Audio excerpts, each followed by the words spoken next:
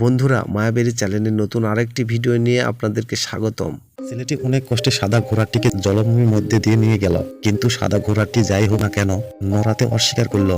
দেখা গেল তার শরীর ডুবেই যাচ্ছে। ছেলেটি আতঙ্কিত হয়ে উঠে পড়ল এবং সাদা ঘোড়াটির উপর উঠানোর জন্য মারিয়া হয়ে চিৎকার করছিল, কিন্তু সে দ্রুত ডুবেই যাচ্ছিল। তাকে কেবল মাথা খোলা রেখে ছেড়ে দেওয়া হয়েছিল। ছেলেটি তাকে জড়িয়ে ধরে কান্নায় ভেঙে পড়ে। অবশেষে সাদা ঘোড়াটি সুখ অর্জন করে চলে গেল, জলবায়ুতে সম্পূর্ণ রূপে অদৃশ্য হয়ে গেল। ছেলেটি হতাশায় মাটিয়ে বসে ফুপিয়ে কেঁদে উঠল। তিনি ছিলেন এমন এক দেশের রাজপুত্র যিনি দেশমাকে খুঁজতে বেরিয়েছিলেন। কে জানতো যে সে তাকে খুঁজে পাওয়ার আগেই মারা যাবে। তার সঙ্গে যিনি পাশাপাশি লড়াই করেছিলেন তিনি কেবল ভারী পদক্ষেপ নিতে পারেননি এবং অসুবিধা নিয়ে এগিয়ে যেতে পারেন। তিনি দূরে একটি ছোট পাহাড় দেখতে পেলেন এবং দ্রুত তা উপরে উঠে গেলেন।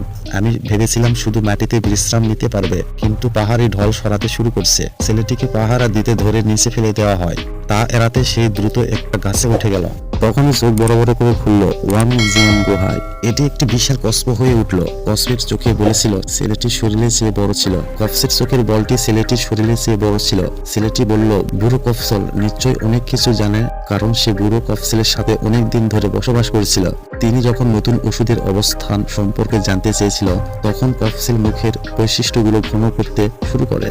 একটা বড় হাসি সরাসরি নাইকেলের উপরে পাঠিয়ে দিল। সে আবার গাছে উঠে গেল। তিনি যখন কথা বলতে চেয়েছিল, ঠিক তখনই আরেকটি হাসি তার মুখে আঘাত করলো। তিনি নিজেকে পতিত হওয়ার থেকে রক্ষা করার জন্য সময়মতো গাছের গুটিটি সমস্ত করেছিলেন এবং ধরেছিলেন। তিনি অনেকক্ষণ ধরে কথা বলেছিলেন। তিনি বিভ্রান্ত এবং সমস্যার প্রকাশ করেছিলেন। ছেলেটিকে কাগজে একটা দিক নির্দেশন দিয়েছিলেন। ছেলেটি আবার রওনা দিতে শুরু করে। কতক্ষণ হেঁটেছিল সে জানে না। তিনি কেবল অনুভব করেছিল যে তার পদক্ষেপগুলো আরো ভারী থেকে ভারী হয়ে উঠছে। তার শরীর তলিয়ে যাচ্ছে গালক জলতার মধ্যে। তার চেয়ে ভয়ঙ্কর ব্যাপার ছিল তার পিছনে একটা নেকড়ে ছিল। তিনি যখন মরিয়া, তখন হঠাৎ তার সামনে একটি সোনালী আলো ফুটে উঠল। ঘৃণ্যময় মেঘের মধ্যে থেকে প্রচুর পরিমাণে মেঘ উঠে গেল। মিস্টার জেল জলাভূমি ধরলেন। সংখ্যায় একটি ক্ষুধার্ত নেকড়ের মুখ থেকে উদ্ধার করা হয়। ঘুরে ঘুরে আকাশে উড়ে গেল। ছেলেটি পশমের বল থেকে জেগে উঠল। তিনি ভেবেছিলেন যে তিনি ড্রাগন দ্বারা ধরা পড়েছিল এবং রিজার্ভ হিসাবে ব্যবহার করেছিলেন। সে আলতো করে শিয়ংয়ের আঁশটা সরিয়ে দিল। ড্রাগন ঘুমিয়েছিল এবং চুপচাপ দূরে সরে গেল। ড্রাগন তার সুন্দর বড় বড় চোখ খুলে ছেলেটিকে বলল যে এটি বাচ্চাদের খুব পছন্দ করে এবং কখনোই তা খাবে না। ছেলেটি খুশিতে দৌড়াতে ড্রাগনের কাছে ফিরে গেল এবং তাকে সুরসুরি দিল। ড্রাগন আরামে জিভ বের করে দিল। ছেলেটি তাকে জিজ্ঞাসা করলো সে জানতো কোথায় আগে যেতে হবে। ড্রাগন খুব দূরে একটি ছোট গুহার দিকে ইশারা করলো। সেখানে দুই বানর বাস করত। তারা জানতো কিভাবে অমৃত খুঁজে বের করবে। একজন পথচারী তাকে পাহাড়ের চূড়ায় টেলিস্কোপে নিয়ে গেল।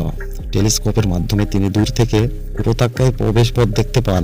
দেখতে চাইলেন যেখানকার রাস্তা দিয়ে যেতে হয়। যখনই কেউ এটি উপর দিকে হেঁটে যেত, মুহূর্তে তার পরীক্ষামূলক দৃষ্টিতে তার দিকে তাকায় এবং অনুপ্রবেশকারীদের ভাবে হত্যা করত। ছেলেটি ভয় পেলেও তাকে যেতে হলো। সে দীর্ঘভাবে উপত্যকার প্রবেশ পথের দিকে এগিয়ে গেল। নিশ্চিত ধীরে ধীরে মূর্তির চোখ খুলল। ছেলেটি সাথে সাথে মারিয়া হয়ে আক্রান্তিত হলো। ছেলেটি বাতাস এবং বরফের বিরুদ্ধে অনুবিধা নিয়ে এগিয়ে যেত যতক্ষণ না তার সামনে একটি আয়না দেখা যায়। সে আয়নার সামনে ধীরে ধীরে হেঁটে গেল, কিন্তু ভেতরের আদেশটি পড়া ব্যক্তিটির নিজে নয়। একটি ছোট ছেলে যে মাথা নিচু করে একটি বই পড়ছিল।